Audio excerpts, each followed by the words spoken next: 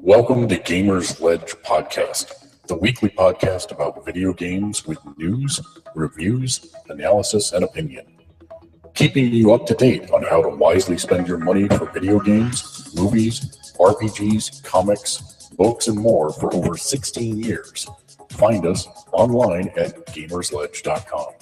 And now, your hosts.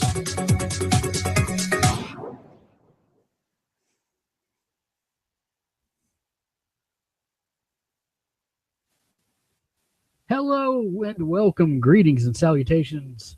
Hi, everyone. Welcome to Gamersledge Podcast. Come on in, sit down, relax, have yourself a nice bottle of Dasani. Sit down, relax. It's a conversation between friends, a look at the video gaming industry, and a look at what it means to be a hardcore gamer. I am one of your hosts, Mark. Joining me this week is, all the way on my far left, Matt. Hey, folks. How's it doing tonight? How's it doing tonight? Wow. Okay. How is everybody doing tonight? There we go. Words, order, they have meaning. They do. And also joining us all the way from everywhere else, it's Matt. Yay! I'm here twice. No. That's right. No, it's just a fireside chat with the editor-in-chief and the community manager, and things are going to get saucy. Or that's your other podcast, dude. Oh, right. Yeah. My bad. Very special touch by Gamersledge. Well, there's lots going on, but let's talk about our week. Matt, what have you been up to? Well, it's been an interesting time. I've kind of had this motivation to go back and clean up some games that I've left hanging. So I've been slowly doing that. Yeah, I did that, with Battlefield 4, previously. This week it was Killzone Shadowfall. So another launch title that I went back and I finished the campaign on. I actually surprisingly liked that game. It was not bad. The story was probably about as predictable as, an episode of Sesame Street, but it was fun. It was good. It was best played in short bursts. I think I played it, over the course of 3 or 4 nights for like an hour or two, and finished it up. Yeah, a couple. I guess I didn't see the entirety of the ending. Nice stylistic choice with what they did toward the end there. It probably wasn't the best Killzone game. That probably still goes to 2. But it was surprising amount of fun. I like the mechanic of the what's it called? Not a ghost. Your little robot dude. What the heck was he called? I don't remember. I've slept since I played that. Yeah. But your little hovercraft robot dude thing that you could have put up a shield for you or have go tack things or stun things or do a zip line. That was a nice mechanic. All too often, I completely forgot that I had him. Like, how am I supposed to get past it? Oh, that's right. I got the dude. Shoot. Okay. Yeah. So did that. I went back and bounced around the good old city of Gotham again for a while. Cleaned up a few straggler trophies that I should have gotten the first time through. Played the latest episode of Tales of the Borderlands. I know you mentioned when we said that was coming out that it had gotten a bit of negative press. Was it as strong as the previous 3 episodes? No. Was it bad? No. There was one scene that was categorically bad. There's one scene that's really bad. But aside from that, the rest of it suffers from middle episode syndrome a bit. It doesn't do a lot of things and amaze you and wow you like the first couple of episodes did. I don't know, not knowing anything about Borderlands, I don't know how much Hyperion and what goes on with Hyperion and what goes on in the moon base H thing is explained in the other games, if at all. So it's not. Yeah, so, I mean, they just park it up there to be a big set piece. Okay, so I mean, this is the first time we've seen inside it, really. Okay, so there's some stuff in there that I see what they were trying to do for it. And unless the scene was written by Mike Myers, it went on just a little too long. And the whole point of it kind of got all right, fine. That's okay. Yeah. So there's one categorically bad scene in the middle of the episode. The rest of it is really what it's been building up to, and then it's the setup for the climax, which is the next episode. So did it suffer from middle episode syndrome a bit? Yeah, it did, but it wasn't bad. It just wasn't as good as the previous. Good. I'm looking forward to playing that. So.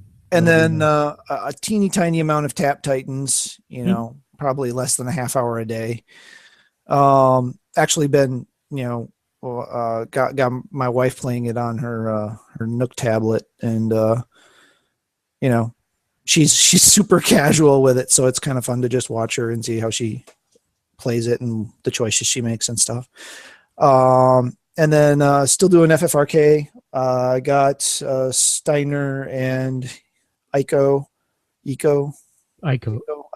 Ico. Yeah. Ico. And her crystal. So I'll pretty much be ditching that dungeon to go back to the regular story dungeons, which I haven't done in forever. So that's pretty much it. I have this feeling like I played something else over the course of the week too, but I can't remember. Oh, I tried Sound Shapes. Wasn't terribly impressed. It was okay, but I would say that you have to truck through till you get to the Beck levels. Okay. Because the Beck levels are where you're going, holy crap, I understand what this game could be. Okay. Because you basically play through 6 remixes of a Beck song you didn't know you liked or had ever heard before. Okay. Well, I can cash through till I get that far. Yeah, so. it's not super far in. So, but that if you don't like it by the end of the Beck level, you never will. And I'm right there with you. I think it's okay plus is the best way to say that. I mean, it's okay, but then there are some outstanding things, and I played with the editor and stuff, and it's cool. It's just not my gig. I like to play other people's. It's an interesting concept. Definitely an interesting concept that I give them kudos for trying out, but for an interesting take on a platformer, because that's really what it is. It really is a platformer. Yeah. So that's pretty much it.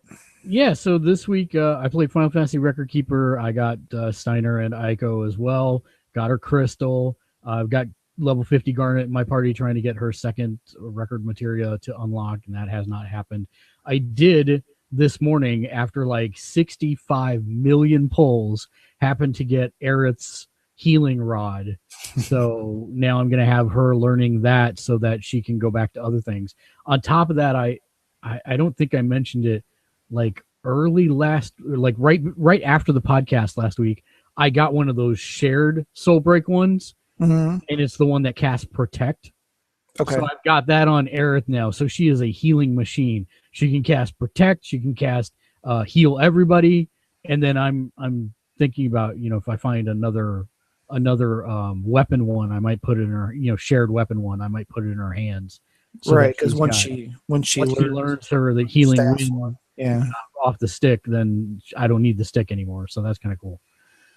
So I've been playing that, and I started going back and doing the dungeons, and they're all like, I need the full 65 team to get any further on those now. So I'm like, that just hasn't happened.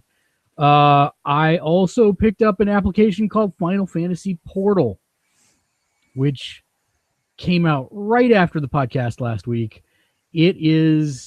So Final Fantasy Record Keeper is put out by DNA. That's DENA. That's the name of the publisher and developer. And you can tell that it is designed for mobile, because it's like you don't have to tap more than 3 times to get anywhere, pretty much. I mean, there's a couple things you have to drill down a little bit farther, but for the most part, you can see that it's designed with mobile in mind. Final Fantasy Portal is, if you remember playing Final Fantasy 11, they had this service that was before you could actually log on to Final Fantasy 11. You had to log into this service that would allow you to launch all Final Fantasy related PC things. Well, that's exactly what this is. So on this portal, you can get Final Fantasy 1, and I believe it's still free if you go download the app now.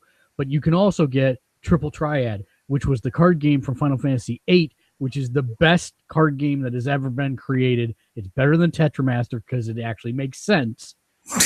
And so, yeah, I mean, that is available for free. You play against computer opponents, or you can play against human AI, human people, as opposed to human AI, because we're not there yet, thank God. Otherwise, the world would be over. But yeah, so that's up there, and that's free. And the crazy part about that is, it is free to play. How do they make their money? Well, you only get, I think it's 5 or 6 crystals to start. And each round is a crystal, meaning that you limit the amount you play. It's 25 minutes to recharge a crystal. So I play it like once in the morning, once at lunch, and once in the evening, and that's it. And then I'm starting to accrue my daily check-in crystals. I'll see how long they'll let me leave them in the box until I actually want to use them. So we'll see how that works. But that is free, iOS and Android. Final Fantasy Portal is the name of it. I have been playing Tap Titans, but I'm down to about 3 minutes a spurt, probably less than 30 minutes a day, like you said. I'm on my 3rd prestige. It's getting faster, but I'm nowhere near John, who takes like 3 minutes to prestige now. He's crazy. Yeah, I'm still working on my 2nd prestige. I've only prestiged once, and I'm still into the mid 80s, and I'm still like 5 levels away from being able to prestige. So yeah, played a little more Gwent Simulator 2015. Still enjoying that. And then I also picked up a little game called Until Dawn that came out this week. This was actually picked up for my significant other, not me, because I really have no interest in the horror genre, but she made me a deal that I play it and she makes the choices. And I said, fine, I'll do that. And it stars Hayden Panettiere. Save the cheerleader, save the world. Save the cheerleader, save the world. And Agent Ward from Marvel's Agents of S.H.I.E.L.D., Grant Ward, Brett Dalton. So it's kind of slow in the beginning for the first 2 hours, I would say. And that's because they're trying to give you some reason to care about these kids. It's not bad. I am enjoying it more than I thought I would. It's a little shtick. It's a little Saw. It's a little jump scare. This is the choose your own adventure game, right? I mean, this is the one where they demoed it and like I could die at any one of these decision points kind of thing. Yeah, so they actually show you a picture of a butterfly and the butterfly's wings and how each portion of the wing has a bunch of different paths based on your choices. And in fact, there will be times where you do something that seems very innocuous, and all of a sudden it's showing you the butterfly icon in the top left, showing you that you've branched off somewhere. Just to give you a very early non-spoiler example of that, I was playing as Hayden Panettiere. Yeah. I was playing as her, and there was a phone in somebody's backpack, and I had a choice to pick it up and look at it or close the backpack. And I chose to pick it up and look at it, and suddenly I branched off to another possible alternate outcome. So, I mean, it can be little things as well. I think the only real complaint that I have so far is one that I find in a lot of these types of games, and that's about player agency and player choice. I was forced, I want to be very spoiler-free here, I was forced into a Saw-like decision where I may be choosing a horrible outcome for someone. And my first instinct was, don't play the game. But that was not an option. And so I did not like that. I mean, I would have been even better. I would have been fine if not playing the game would have had doubly horrible consequences, because then I would have felt at least like I might have been true to that character I was playing, who would have tried to find a way, avoid the situation, find a way out, find a solution, whatever you want to call it. But instead, I had to make this unrealistic choice. So that's only happened once so far in the game, but that kind of really sucked the wind out of me for a second. There are people that they've done a good job of very quickly setting up people you want to see die and people you don't. So, I mean, it's like watching, Nightmare on Elm Street or, any horror flick where, there's the guys you want to die and the girls you want to die. Right. So I'm about 3 hours in. Everything's finally now out in the open, and that the kids all realize that's just somebody trying to kill them. And now it's moving pretty briskly from there. And the game's been reviewed remarkably well. I honestly was shocked by the scores. Yeah, no, I see it. The production values are pretty good. It looks pretty. About the only visual complaint is that I have a little stuttering's not the right word, but something looks wrong in the refresh rate to where like out of sequence or something. No, like the characters are a little jumpy, almost. They're not stuttery, but because stuttery implies they do the same thing multiple times, or they go and they stop, or they go and they stop. And this is just like, I don't know. It looks a little weird. It's a graphical thing, but it's not all the time either. It's just sometimes. So I can't complain. I mean, for the most part, it looks good. It plays pretty well. It's responsive. When they do make you do quick time events, you press the button and it actually works exactly right then. There's no lag input or anything along those input lag or anything like that. So yeah, I've really been enjoying it, and we're gonna finish it up. I don't know when, because we're kind of booked solid with the wedding coming up and everything. So, but yes, we're gonna continue playing that. That brings us, of course, to the onslaught that is the news. So that's gonna be the fastest we've gotten to news. Yeah, I know, right? We never get the news that fast.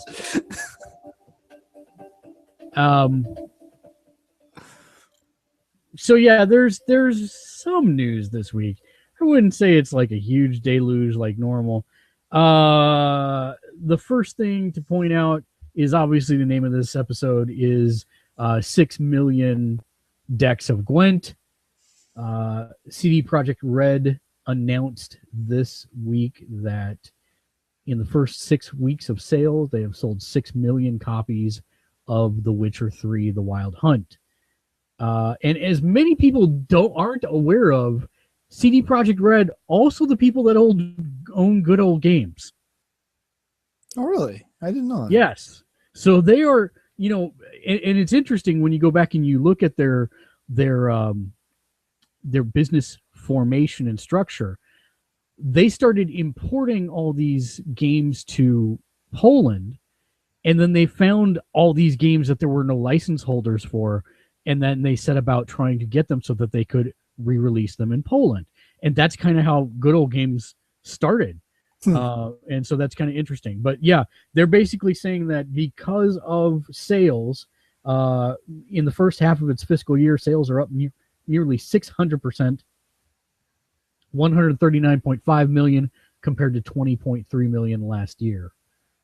So yeah, they're doing really good. And of course, they've got 2 major expansion packs coming out for The Witcher 3, Hearts of Stone and Blood and Wine, which are both like 30-hour expansions, which I haven't even started the main story yet of the original. So, and I paid for the season pass. Oh, you got the season pass? See, I didn't, because I'm like, am I going to finish this? Am I actually going to be playing this? And I'm still playing it on a regular basis, and I'm still no closer to finishing it than I was when I started 19 weeks ago, because I just ended up playing Gwent. Yeah. That game is amazing. But yeah, I think that their business philosophy is that downloadable content should be free unless it's a major upgrade like they're doing. I think that's right. Have you even opened your copy, Matt? Of Witcher? Yes. Yeah, I played. I did play it. I just hadn't made it to tutorial town yet. I had got to the part where you fight the wyvern off from the cart, and then I got distracted by flowers. So one of the things that I find most amusing, or that I liked the most in their packaging, was their little note that said, "Hey, thank you for buying our game. You know, we're going to give you these 19 pieces of DLC for free because that's our business philosophy. You bought us, you support us. We're going to continue to support you in playing the game." I think that's class act. I'm really pleased with my purchase. The only thing that I think I've gotten more bang for my buck out of is Destiny. And, I put 300 plus hours into Destiny, even though I hate the game now. 300 regrettable hours. Actually, as I was standing in line for the midnight launch of Until Dawn, me and two other people were at our GameStop for the midnight launch. Everybody else was there for Madden. But yeah, we were talking about, there was a very much Nick-esque person, I'll put it that way, who is still very much in love with the game, but understood the critiques and the upsetness. And he said the one thing that I can't argue about, though, for him, was that he has not gotten a return on his investment nearly as much in any other game he's ever played. And despite the fact that I hate Bungie, I still love the core shooting mechanic.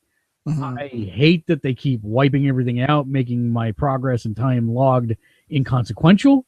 But I cannot argue that for the time that I was playing it, I did get a huge ROI for my investment of $90. So there is that. Now we don't have to talk about Destiny anymore. Do you feel that way at all, Matt? Well, I didn't put in nearly as much time as you did. I was left feeling a little hollow when I got to the end of the story. It just, it didn't sit right. It seemed wonky. It didn't feel like it really did what it had advertised that it was going to do. No, it didn't. It did not. But I did enjoy the multiplayer rounds that we did do early on. I never got into the strikes. I guess I did the strikes, not the raids. Raids, thank you. Never got into doing the raids, so I've never done Vault of Glass. I've never done any of that stuff. Basically, from what I understand from you guys is, they're kind of cool, but ultimately they're painful just because if you want the stuff, you're going to do it a quadrillion times. And then if you're Nick, you still buy Gallahorn from Zur. Yeah, so. The interesting thing that I was laughing about is I asked him if he had gotten the platinum, which Nick has been aspiring to do for forever. And he said, "Yeah, I soloed Crota by myself to get it." So it seems the only way you're going to get that is to solo, dungeon thing by yourself. So, and that's where things get kind of silly. And I just. And that's the trick with me in MMOs. I just generally don't have the time to pump into them to require what they require to get the top tier and be the high level. So it was a risk going in. I knew that for me. The game was a risk. I did enjoy the shooting mechanic. I did enjoy when we had some good groups going together. Even when I was, we were getting our butts handed to us. There was still a certain amount of fun to be had there. Rarely did you feel like the game was cheating you. You generally felt like you were just outclassed, or you outclassed your opponent, or you just eked one out, whichever it was. So speaking about expensive guns, yes, why don't you tell us about what happened in Boston? So I lived out in the Boston area for a few years, and I know people out there are pretty crazy. Sorry, Ian. I know you're watching. Not all Bostonians. Not all Bostonians, but when I was out there, there was a lot of cases of road rage that involved firearms. Well, so, but this isn't exactly road rage. This isn't exactly road rage, but I'm trying to establish a mentality here. I don't think we can establish one other than these guys were nuts. Well, yeah, and they were from Iowa, so. Yeah, I was gonna say I don't think they were from Boston. No, they weren't from Boston. I was just trying to play that aspect. So why don't you fill us in? What happened in Boston? What was going on? So in Boston, this last week, there was a thing known as the Pokemon World Championship going on. And this is the card game. The card game, not the yeah. This is the CCG, which I have played. There's books and books of cards around here somewhere. Not mine, my son's, but anyway. So they were arrested last Friday after the championship. The Pokemon World Championship was arrested? No, the Pokemon. These two gentlemen who drove from Iowa to Boston were arrested after threats of violence via social media were made against the Pokemon World Championship. So I saw I think it was their Twitter feed that showed a shotgun and I think an automatic like an AR-14 type. Yeah. Tilted on the back trunk with a sign that said "Ready for the Pokemon World Championships." Yeah. And when they stopped them, it seemed like it was a full arsenal of rounds and multiple weapons. It was crazy. There were the two firearms. As far as I know, I haven't seen anything. They did confirm the two firearms with lots of ammunition, especially for the shotgun, which is kind of crazy because that's the one that's way harder to reload. There was a knife or two, some electronic things that they had. They were gentlemen. These were adults, ladies and gentlemen. These weren't some kids that were pissed off that they didn't get invited to the championship or something. This is an 18 and 27-year-old. 27-year-old individual decided was going to storm the Pokemon World Championship. Did we ever find out a motivation or a reason for this? I was just looking at the updates on this to see if there was anything. I never saw it. They were both arrested. It looks like they were actually invited to participate in the tournament. So they tried to get into the championship, and they were arrested they tried to get on Thursday and were turned away for some reason. And then they got arrested on Friday when they returned. They delivered a search warrant, found 12-gauge shotgun, AR-15, lots of ammunition. And they were arraigned on Monday. And this one says it's still unclear. So if it has come out yet, it doesn't. I haven't seen an article that stated what their motivation was. But it's wild. It's extra concerning, because that's not something a venue where you would normally think something like that could happen. And it seems to be no rhyme or reason for it. So it's really odd. But I mean, it's possible that this was all just. I mean, there has been a couple of things where these guys were not unknown, or at least the Stumbo individual. Okay, he did claim that this was taken out of context and that it was not an actual attack threat. I don't know how you interpret guns on a vehicle to say that that's not an attack threat. Yeah, and he's saying that, they're saying, well, the guy was kind of sarcastic. I mean, joke around, sarcastic, and they didn't, nothing seemed to be out of place, but it's really weird because when you have a lot of people, if it's a joke, it's a very, very, very poor tasting joke. Yeah. So, and if it's serious, it's like, what in the world? I mean, and these guys, not exactly competent individuals, right? I mean, of course, the picture itself, there's an NRA sticker on the car, which as a firearm owning individual of responsibleness myself, I that just annoys me because, here's some crazy kids, whether they're not kids, whether they're, goofing around or we're serious, either way, that's not responsible firearm management, especially when there's families and kids and I mean, this is Pokemon, for Pete's sake. Yeah, there's adults and older kids there, but there's younger kids and stuff too. So it's really confusing, and I don't get it. I don't understand where these guys were coming from. whether it was serious or a joke. It doesn't make sense either way. So Well, now that you've depressed me and made me paranoid about every large scale gathering, let's talk about something else depressing, and that is Xbox One owners are going to end up paying $20 more for Rock Band if they buy the solo disc, a solo version. disc, Yes, right? The solo disc version. Then they want to use their existing instruments.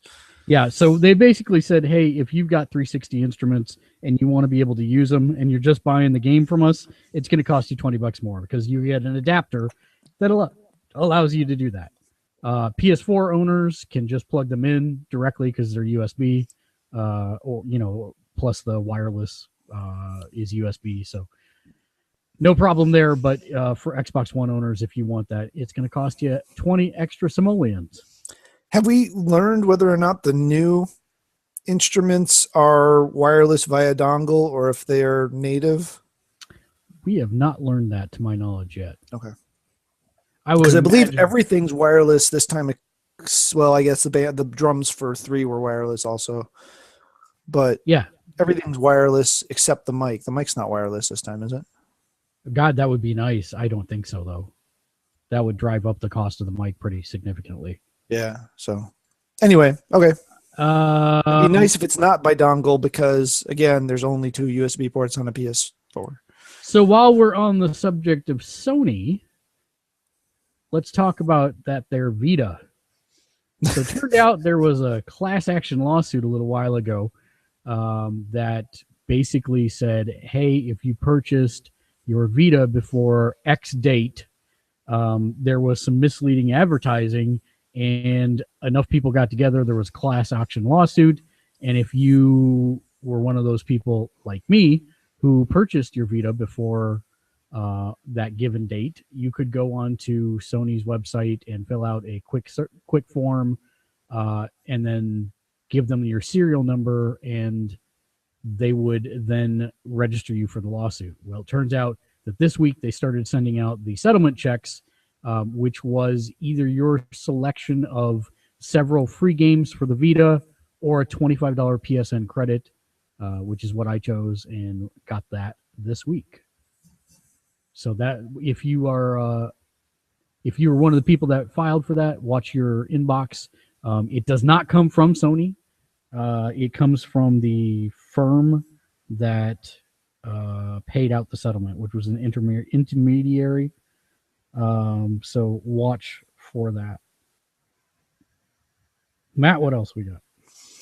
Well, as long as we're sticking on the Sony theme, there is currently going on at Walmart a heck of a deal if you don't own a PS4 yet.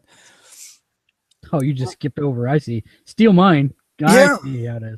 Let's see. Yep. See, I'm sniping the good ones.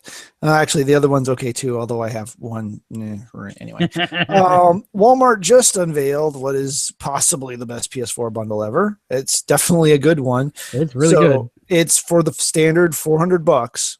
You get a PS4 console, either the Arkham Knight or Last of Us edition. Not the ones with custom consoles, but it comes with the game, a downloadable code for the game. A copy of Madden 16, a game of your choice from a selection of 10. And I apologize, I don't have the list of 10 right here, so I'm not sure what they are. And you get a card for 3 months free of PlayStation Plus. So it's a 3-month subscription card. So if you already have Plus, you can add this to your subscription. And if you don't, you get 3 months free to try it out. So $400 price tag when you're going up against the one and its ever dropping price in an attempt to be competitive, seems like it might be a lot, but you're getting a heck of a lot. You're getting 3 free games and a 3-month essentially trial of PlayStation Plus. So that's nothing to sneeze at. And when you consider in that you get the free game collection with the PlayStation Plus as well. Right. You get the instant game collection every month. That's 3 months times. Well, if you only have the PlayStation 4, anywhere from 2 to 6 games. Right, depending. With crossplay, so speaking of PlayStation Plus,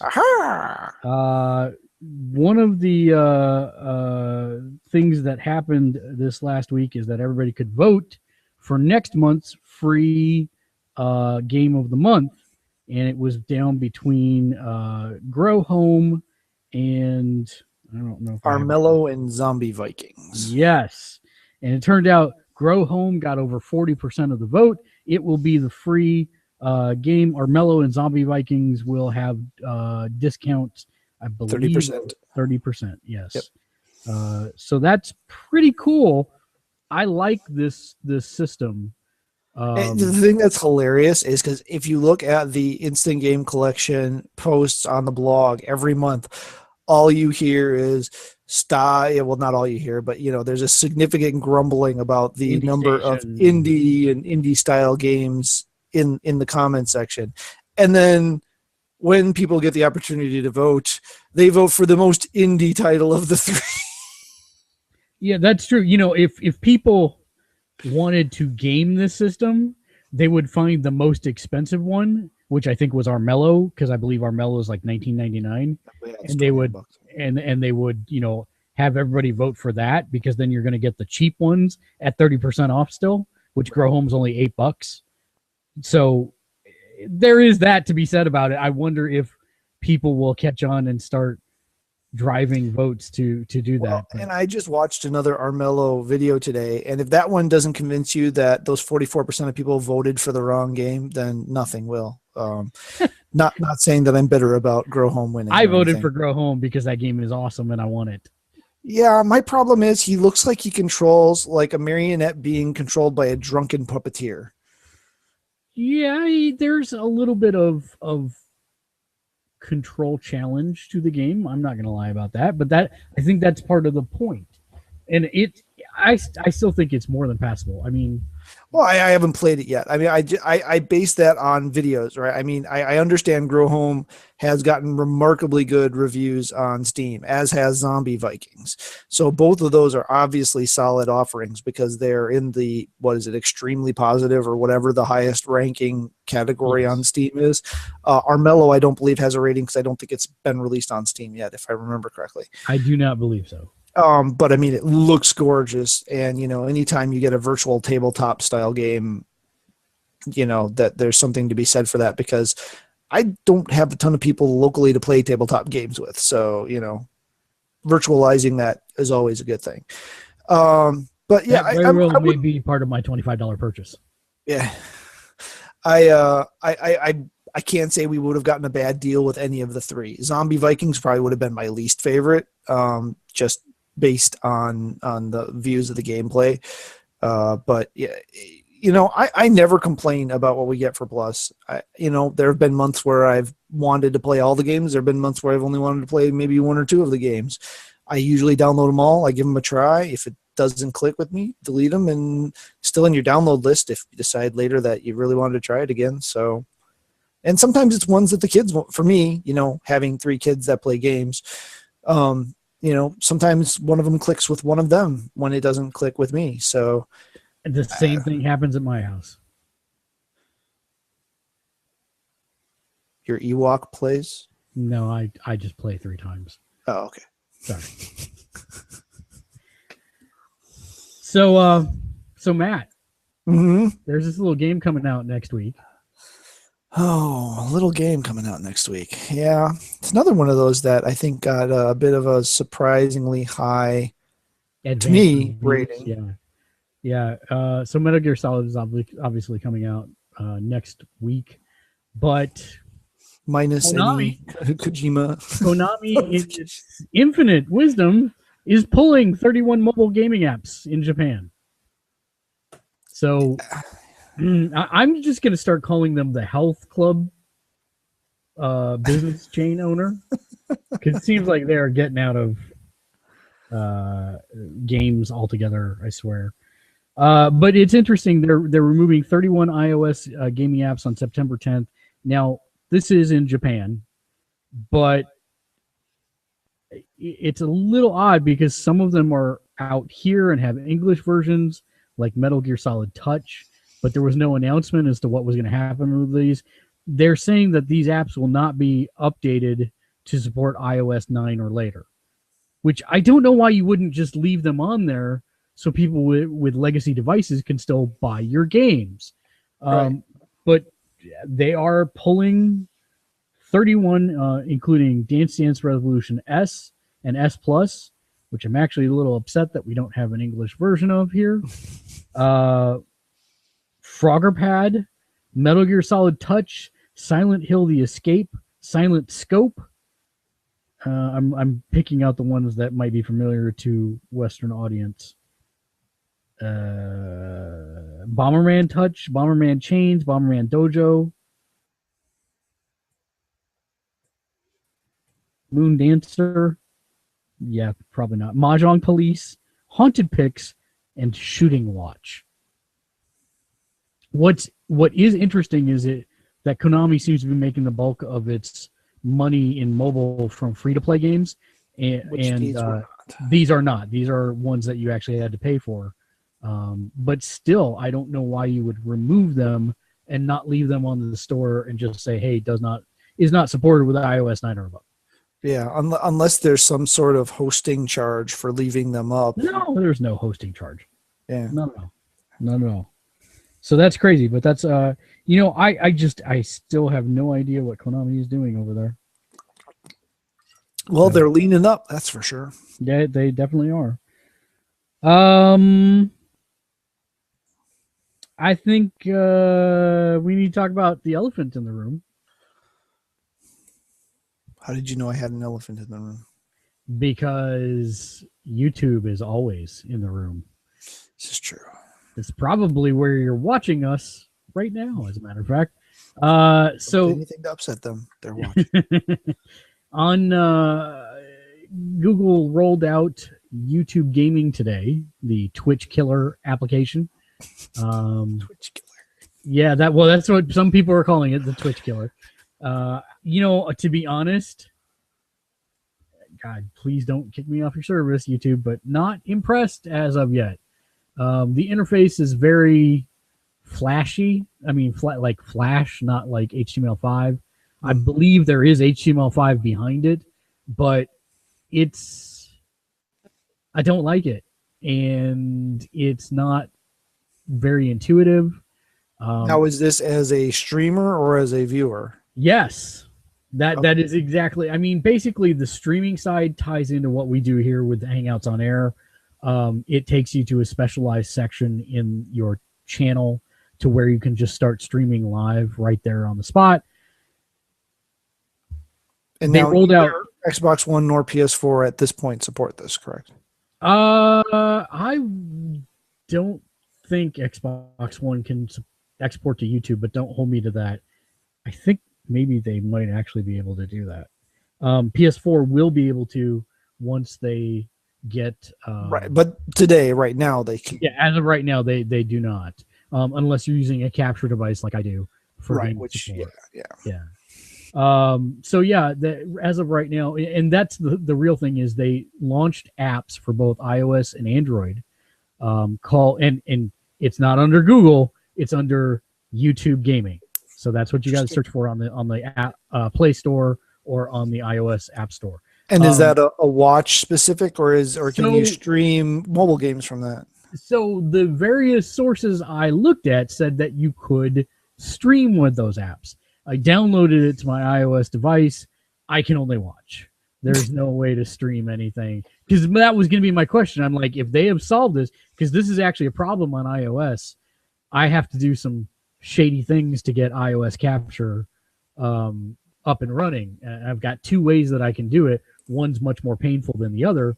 But yeah, that's kind of the idea is we were looking for a way to easily be able to stream games from iOS, because then you'd see a whole lot more Final Fantasy Record and Tap Titans and Triple Triad on the site than what you do right now. But since there's no easy way to do that, it is a watch only at this point, sadly. What is it called?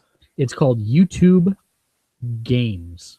Because just searching for YouTube in the Play Store does not bring it up. So the funny part was that the way I found it in the App Store, because I was searching for Google Games for some reason, I had it in my head. Oh, I'm sorry, it's YouTube Gaming. because games didn't work either. Yeah, it's YouTube Gaming. Oh, And- wow. Yeah, that is that. Wow. Yeah, this is like, okay. That's really weird that they would make it that hard to find. Yeah, Okay. I actually had to go into Google's app list, the list of all the published Oh, right. applications, and I found it way at the bottom. It was all the way at the bottom, YouTube : gaming. I'm like, all right then. So there's where you're hiding it. But yeah, it's just a streamer at this point. I'd be interested to know if it's different for Android once you get it installed. Can you stream from it? I don't know. No, I'm still downloading 74%. Okay. So yeah. Installing. And speaking of streaming things, Oh dear. our final news story for the evening, it looks like for some reason Sony has disabled the Twitch archiving of Until Dawn streams. So if you are streaming Until Dawn from your PlayStation 4 via Twitch, Sony has disabled archiving of that game's streams. And Twitch has reached out to Sony to try to attempt to alleviate the problem. I'm guessing because the game isn't terribly long. I think it's only like 6 to 8 hours. They might want to limit the amount of exposure people get to all the different endings and whatnot. But to be honest, I'm actually thinking about playing through this game to get all of the different trophies and endings, because it's fun enough that I'm curious, what did I miss? So, and I kind of want to go back and see that stuff. So right, which has to make it more fun than the Heavy Rain. Was it Virtue's Last Reward series, where you get through like half of them, and you're just like, screw it, I'm not finishing this thing. No, I enjoyed it. So yeah, that's do you have any other news, Matt? I do have a few things, simply because I am a bit of a Sony head. This is all Sony specific, but while we did mention Grow Home, we did not read off the rest of the list for the September free games with Plus or Instant Game Collection or whatever the heck it's called now. I guess they're calling it PS Plus free games now. So we will be getting on the PS4 Grow Home, which is the story of a little robot who grows a plant so he can get to his spaceship and save the world, or the cheerleader or something. For the PS4 second title, which is also a Vita title, it is Super Time Force Ultra, which, if you'll remember from a certain show a little while ago, we will get Shuhei Yoshida as a playable character. This one's an interesting one for me. I don't know that I'll play it very much, but I've been intrigued by it. So this will be an interesting one. Your PS3 games are Twisted Metal and Tesla Grad. Twisted Metal is a vehicle combat game, if you're not familiar. And Tesla Grad, I believe, is a bit of a action platformer. Puzzle platformer. That will also be available for the PS4 as well as the PS3. Your Vita titles are La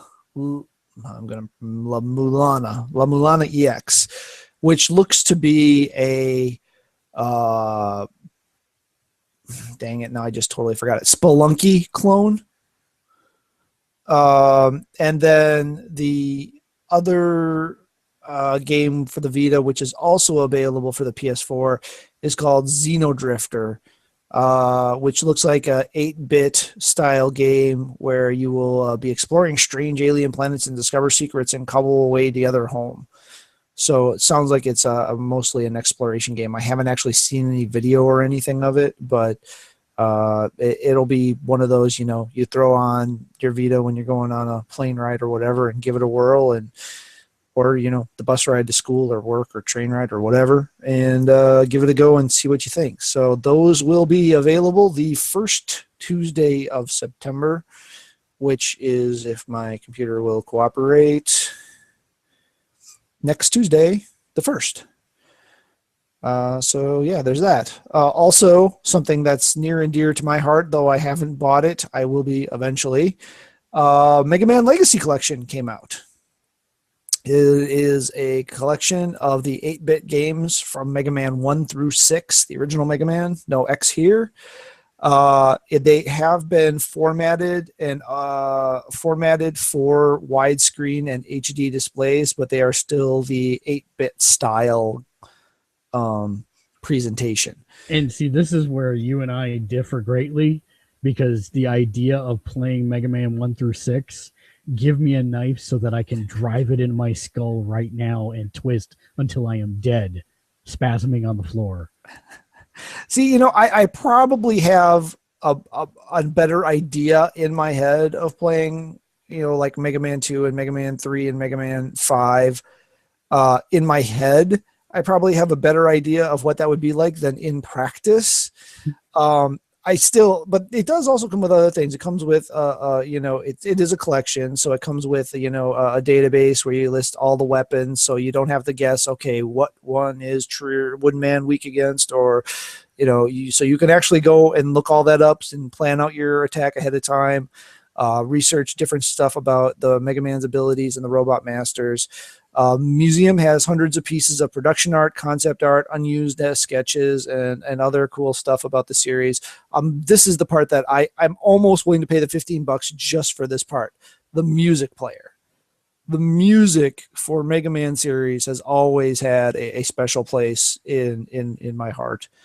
And there's over 100 tracks from the Mega Man series. Wait. You have a heart? It's well hidden, but yeah, it's there. It's basically this one room for music for Mega Man. Oh, I see. Okay, great. That makes sense. That's why. Okay, yeah, total sense. So so basically, I could just pull this up and listen to hours of nothing but Mega That's Man what music. It would actually be. You'll never actually play the game. You'll just start the music player, and it will be on in the background. And honestly, it'll probably just be Airman's theme song over and over again. Yeah, well, that anyway. triple triad main menu screen. Yeah, exactly. And there is also a mode that I would never, ever play, because I realize I am far too old to try to do such things, but there's a challenge mode. So yeah, no, that's the type of people that they're min-maxers out there that want to do it. Fine, knock yourself out. I would be lucky to be able to make it through. I could probably make it through 2, because I probably still have the muscle memory from 2.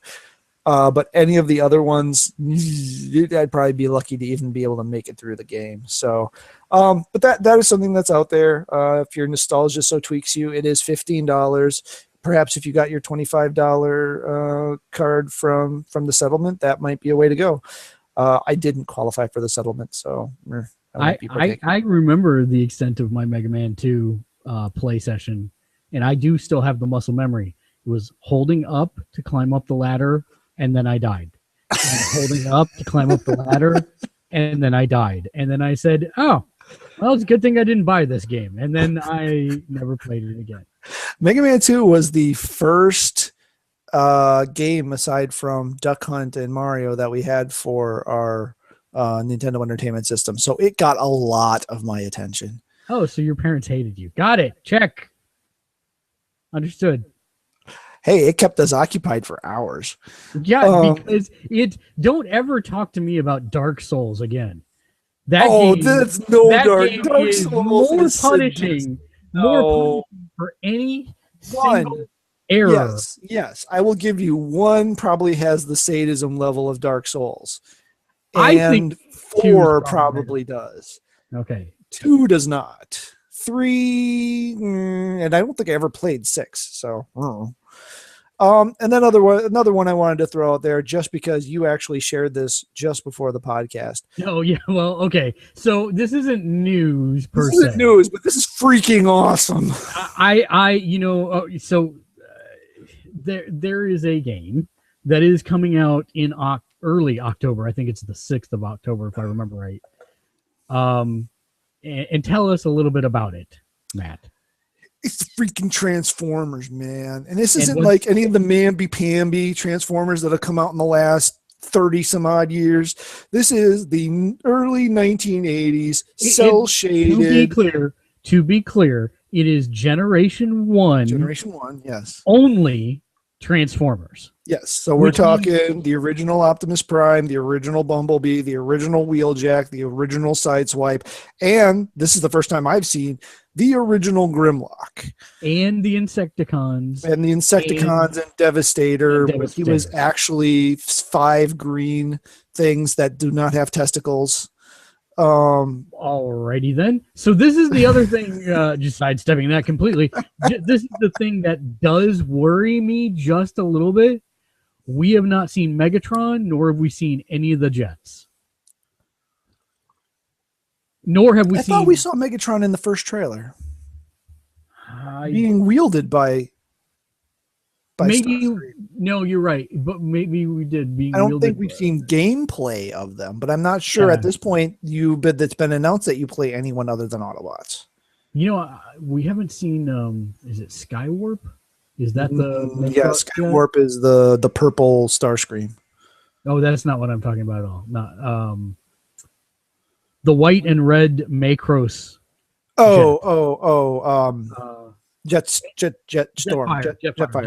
Jetfire. We haven't seen Jetfire, and we haven't seen Omega Supreme. Those Nope. are. I'm thinking that those are probably two like. Well, you end boss think kind of do you things. think since you've got the Devastator, well, are the aerial bots are Gen 1. Nope, Are they're. they Gen 2? I believe I think they're that late they Gen were 1, aren't they? considered Gen. Well, okay, so okay, they are Gen 1, but there is a line, and I believe that the Insecticons and the I believe the Insecticons were the end of that line. Hmm. And then there was a second batch that had the aerial bots and the Stunticons, etc. And that was not Gen 2. That was still But it was it kind was of like Gen 1.5, I guess is the Right. best way to say it. so the Constructicons and the aerial bots. So we won't have an Autobot Gestalt. Right. There is no Autobot Gestalt in the first line of Transformers. That's what Ultra Magnus was part of that 1.5. Yeah. Okay. There is no the one that was meant to fight him was Omega Supreme. At that point. Although okay, so there's 5 playable Autobots in the game Yes, Optimus, Wheeljack, Bumblebee, Sideswipe, and Grimlock. and Grimlock. And if you pre-order it, I'm guessing off of the store, the article isn't terribly clear, but since it's a PlayStation blog post, it's probably from the store. We'll get skin. Okay, so Activision also unveil bonuses that fans will receive if they pre-order the copy of the game. Players who purchase and reserve Transformers. Okay, so reservation apparently also counts for other. Before it lands on October 6th, we'll get a DLC bundle that includes 6 goodies. You'll get trio of specialized character skins, Nemesis Prime, which is not Gen 1, Red Alert, and Goldfire. So those would probably be Sideswipe and Bumblebee skins. Yeah, you got it exactly. You know who I'm really actually sad that we don't get? Ironhide. Yeah. Ironhide was one of the quintessential Gen 1s, and I'm actually really surprised they give us Wheeljack and not.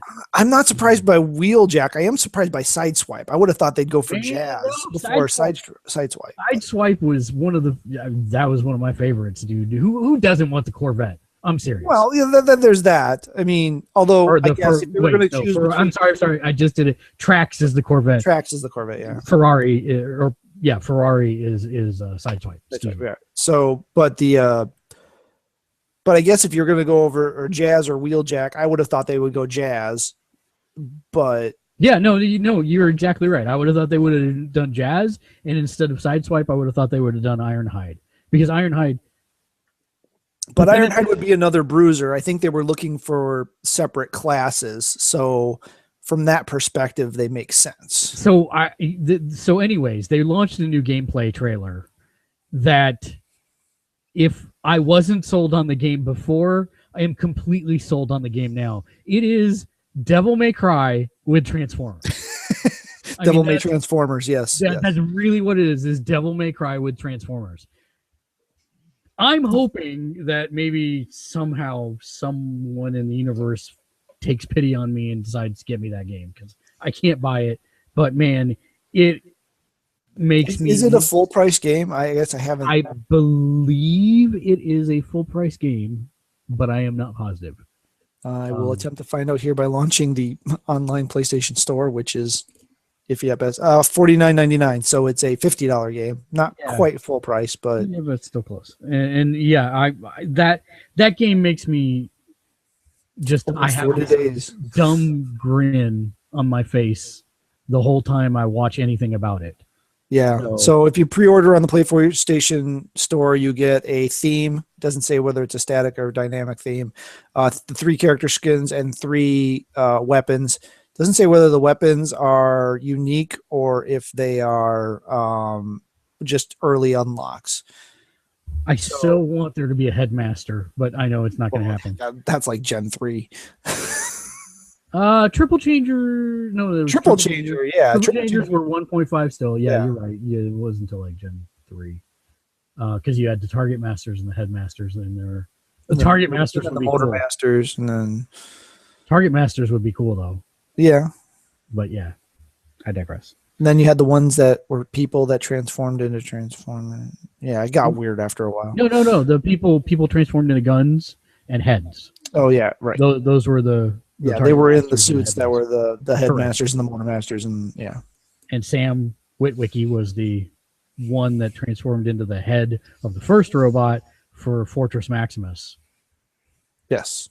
Which then turned into the head for Fortress Maximus. Yes. It was really kind of silly. All right, yeah. It got weird after a while. Most Japanese non-Japanese show ever. Yeah. So what else you got on the news bucket? Actually, sadly, that does pretty much wipe out what I had pulled up. There is the Dishonored Definitive Edition came out. So if you're looking to bone up on the Dishonored universe before the next installation drops, you can pick that up. Also, if you have been a PlayStation Plus member for a while, you have a copy of that probably in your download list for free. For the PlayStation 3, right? No, that was PS4. Really? Yep. PS4 Dishonored Definitive Edition came onto PS4 on the 25th of August, which was yesterday. Yeah, but right. But my point is the free one. Oh, the free one was the PS3. Yes. Yeah, You're correct. Yes. Sorry, I didn't catch what you're saying. And just remember, just as a reminder, there are only like 3 days left. 3 days? No, a couple more than that. No, 3 days left until Disney Infinity 3.0 comes out. Skip. No, yeah, sure. You bought the Star Wars one, or you bought the Marvel one, but now you're gonna grief on the Star Wars one. But seriously though, it is. Sorry, I was looking at the app here. I better just shut that down. I'm distracting myself. It's if you're looking for any of the pre-order bonuses, you've just got a couple more days left to snag that up. Like I said, my plan is still to get both this and Lego. So we'll see. But I will be, assuming I do get this, the plan is to get the bundle that comes with the early access Boba Fett figure and both the prequel and original trilogy levels. So.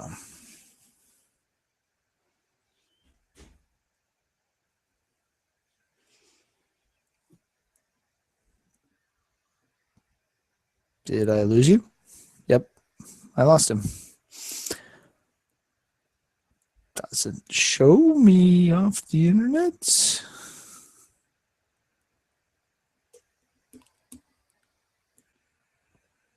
There he went.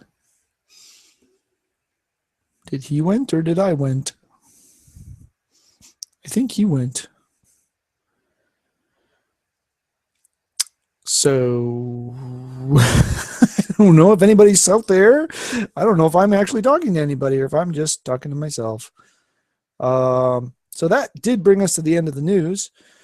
I'll keep on going like I pretend there's people watching and I'm still broadcasting. So taking a look at our show notes, we did not have any reader mail for this week. So if you did send us some reader mail, we will catch up on that next week. And if you didn't send us any reader mail, but you would like us to discuss your topic or your what's your favorite or your whatever else it is that you would like to have us talk about or debate or discuss or give our wizened opinions on, let us know. You can get a hold of us at gamersledge.com. You can comment on this video on YouTube, youtube.com/gamersledge. You can find us on Facebook. Search for Gamersledge. You can find us on G+, the dying platform, sadly, also, Gamersledge. Like and subscribe on our YouTube page. There's also a Reddit and a Pinterest and all kinds of stuff out there. So you can find us on pretty much any of the social media platforms, not on Snapchat though. So sorry, not supporting that at this time. So I'm going to pretend that I'm still talking to people and that this thing's maybe still recording. Mark hasn't returned, so I'm not quite sure what that means. Anyway, he may be doing the exact same thing, and I don't know if you're seeing him or you're seeing me, but from those of us at Gamersledge to you at home, have a great night and game on. Oh, there's Mark. Hold on. Let's see what he has to say. Hello, good sir. I think you did fall off the internet. I think I'm still broadcasting. I actually just started to sign off, and then you called, so okay. So, all right. Hopefully that'll terminate the recording. So, good night, folks, and game on.